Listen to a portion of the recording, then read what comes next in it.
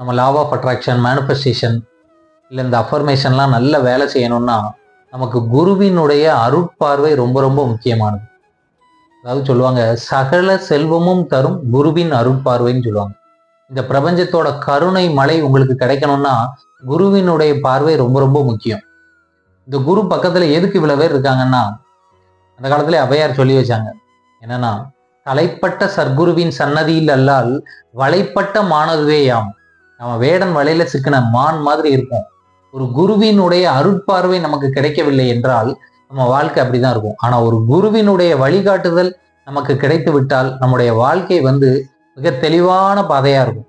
இப்போ ஒரு நடு காட்டுல மாட்டிக்கிட்டோம், நமக்கு ஒரு திக்கு தெரியல, நமக்கு ஒரு வழிகாட்டி தேவை. அந்த மாதிரி தான் ஞானிகளும். அதனால உங்களுடைய குரு யார் எனக்கு கமெண்ட்ல சொல்லுங்க. அந்த ஞானியை நீங்கள் எனக்கு தேர்ந்தெடுத்து சொல்லுங்கள்.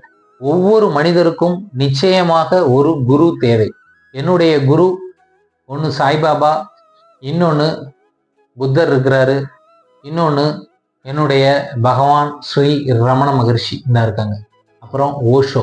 இந்த மாதிரி குருக்களுடைய பார்வை நமக்கு ரொம்ப ரொம்ப முக்கியமானது. அதுதான் நமக்கு மேனிஃபெஸ்டேஷன் நிகழ, அற்புதங்களை நிகழ்த்த மிக மிக உதவியாக இருக்கும். அதனால உங்களுடைய குரு யாருன்னு எனக்கு கமெண்ட் பண்றீங்க. நன்றி நண்பர்களே.